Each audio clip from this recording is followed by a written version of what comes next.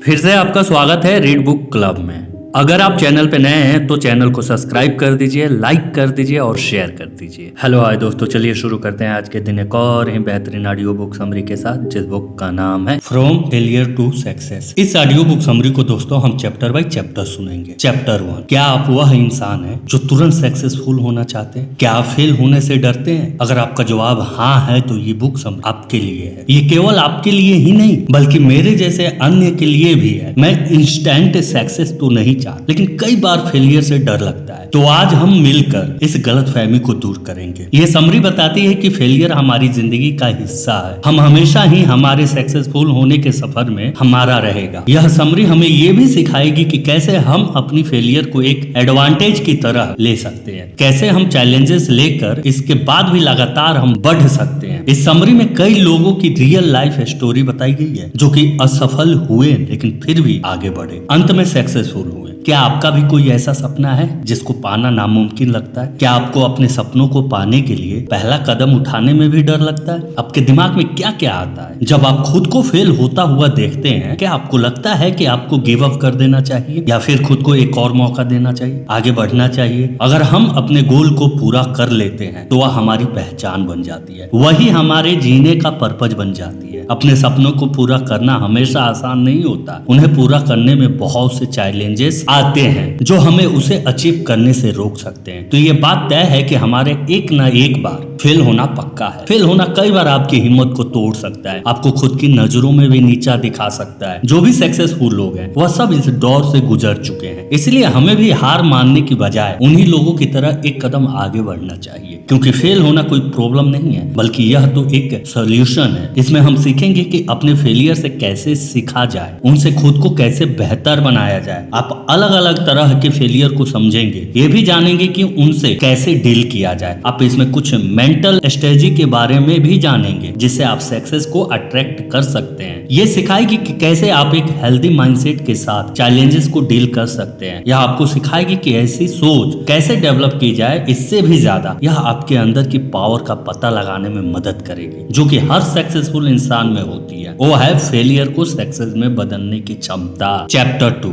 ज्यादातर लोग फेलियर को एक नेगेटिव तौर पर देखते हैं। वह आमतौर पर इसे सक्सेस के रास्ते में आ रही रुकावट के तौर पर देखते हैं। फेल होना चैलेंजिंग हो सकता है लेकिन जरूरी है कि हम उसका पॉजिटिव साइड भी देखें। फेलियर को एक रुकावट के तौर पे देखने के बजाय हमें उससे सीखने के मौके के तौर पे देखना चाहिए। अगर आप फेलियर को रिफाइन करेंगे तो आप पाएंगे कि चैलेंजेस से आप और भी बेहतर तरीके से डील करना सीखेंगे। ज्यादातर सक्सेसफुल लोग यही करते हैं क्योंकि वह फेल होने को अपने रास्ते का एक पड़ाव समझते हैं, इसीलिए वह फेलियर से डरने के बजाय उसे थ्रिल या एडवेंचर के तौर पर देखते हैं, उसका सामना करते हैं। फेलियर के बारे में ऐसा ख्याल रखने से वो खुद को अपने कंफर्ट जोन से बाहर निकाल पाते हैं। इससे सक्सेसफुल लोगों को अपनी कमजोरियों का पता चलता है जिससे उभर कर वह एक बेहतर इंसान बन पाते हैं। इसका एक परफेक्ट एग्जाम्पल है जिनमें एक एक्सीडेंट के बाद गजब का बदलाव आया था। उनके पास एक स्टेबल मीनिंग इंजीनियर की जॉब थी, इसके साथ एक प्यार करने वाला पार्टनर भी था। वह ऑस्ट्रेलिया के मिस अर्थ कंटेंट भी रह चुकी थी। तुरिया को सितंबर 2011 में एक लोकल अल्ट्रा मैराथन में पार्टिसिपेट करने के लिए इनवाइट किया गया था। उन्होंने इनविटेशन एक्सेप्ट कर लिया था। इस इवेंट के लिए वह समय पे पहुंच गई। दुर्भाग्यवश वो दौड़ के बीच में जंगल की झाड़ियों में लगी आग में फंस गई। तुरिया को कई चोटें आई, उनके शरीर के कई हिस्से जल गए थे, उनकी 2 उंगलियों को काटना भी पड़ा। यह सब हो जाने के बावजूद तुरिया अपने सपनों को पूरा करने के लिए आगे बढ़ती रही। मैराथन से बचने के बजाय उन्होंने इसमें हिस्सा लिया। उन्होंने कई सारे कंटेंट्स भी पूरा किए जैसे कि आयरन मैन ऑस्ट्रेलिया चैंपियनशिप और आयरन मैन वर्ल्ड चैंपियनशिप जो कि हवाई में हुआ था। इसके अलावा तुरिया ने कई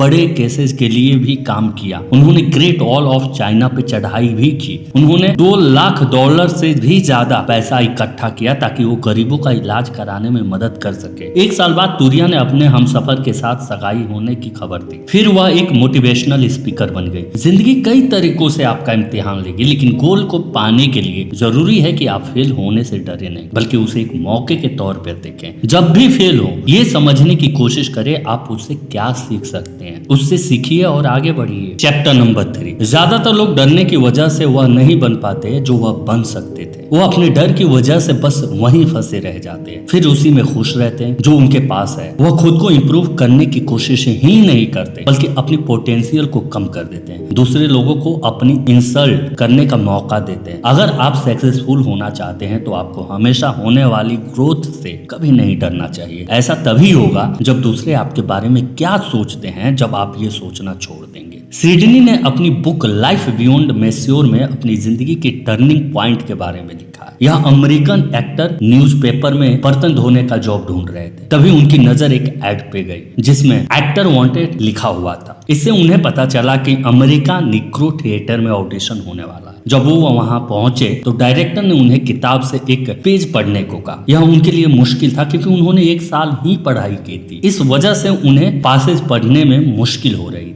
यह देखकर डायरेक्टर ने गुस्से में बाहर निकाल दिया। उसने कहा कि उन्हें बर्तन धोने का जॉब ही करना चाहिए। सिडनी ने दोबारा डिश वॉशिंग जॉब तलाशने का फैसला किया। तब उन्हें एहसास हुआ कि उन्होंने तो डायरेक्टर को कभी बताया ही नहीं कि वो बर्तन धोने का जॉब ढूंढ रहे थे। इसलिए डायरेक्टर अगर उन्हें सिर्फ डिश वॉशर के रूप में देखता है तो जाहिर सी बात है कि वो खुद उनकी वैल्यू उतनी ही करता है। उसी वक्त वो खुद के लिए खड़े हुए। सिडनी ने ठान लिया कि वह यह सिद्ध करके रहेंगे कि वह एक डिश वॉशर से ज्यादा है। उन्होंने उसी दिन यह फैसला किया कि वो डायरेक्टर और खुद को ये साबित करके रहेंगे कि वो एक एक्टर तक बन सकते हैं। सिडनी ने डिश वॉशर की जॉब के दौरान ही एक वेटर से पढ़ना सीखा। इसके बाद उन्होंने थिएटर एक्टिंग को एक और मौका देने के बारे में सोचा। उन्हें एक प्ले में लीडिंग रोल मिला। इसके सफल होते ही उनकी किस्मत चमक गई। सिडनी अफ्रीका के रहने वाले एक ऐसे एक्टर थे जिन्होंने 1963 अकादमी अवार्ड में बेस्ट एक्टर का अवार्ड जीता था, जो उन्हें फिल्म में उनके बेस्ट रोल के लिए मिला था। सिडनी एक कॉमेडी फिल्म स्टेयर क्रेजी के डायरेक्टर भी रहे, जो कि सबसे ज्यादा पैसा कमाने वाली फिल्म थी। इसके अलावा उन्होंने एक एकेडमी अवार्ड भी जीता, जो कि academy picture of motion arts and science द्वारा दिया गया था। राष्ट्रीय बराक ओबामा ने उन्हें प्रेसिडेंटल मेडल ऑफ फ्रीडम 2009 में सम्मानित किया।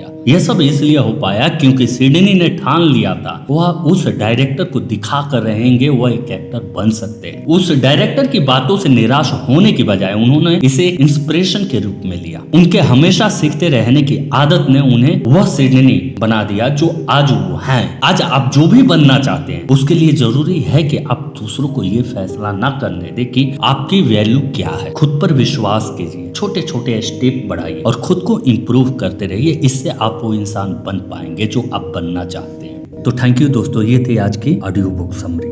दोस्तों, ऑथर ने अपनी इस किताब में बहुत सारे विषय पे चर्चा किया है। उनमें से कुछ पॉइंट्स को हमने यहाँ आपके सामने रखा है। उम्मीद है कि आपको पसंद आए होंगे। अगर आप इसे पूरा पढ़ना चाहते हैं तो आप इसे अमेज़न से खरीद सकते हैं। इस किताब की लिंक हमारे डिस्क्रिप्शन बॉक्स में मिल जाएगी। तो इसे अपने दोस्तों के साथ अवश्य शेयर करें। और आपको दिल से धन्यवाद अपना कीमती समय देने के लिए। दोस्तों, आप लोगों से एक अनुरोध और रिक्वेस्ट है कि प्लीज हमारे चैनल को सब्सक्राइब कर दीजिए। हम आपकी नॉलेज को इंक्रीज ही तो करते हैं, please. Thank you for watching read book. अगर आप हमारे चैनल पे नए हैं तो हमारे चैनल को लाइक कर दीजिए, सब्सक्राइब कर दीजिए और कमेंट करके हमें बताइए कि आपके लिए और कौन सी ऑडियो बुक समरी लाई जाए।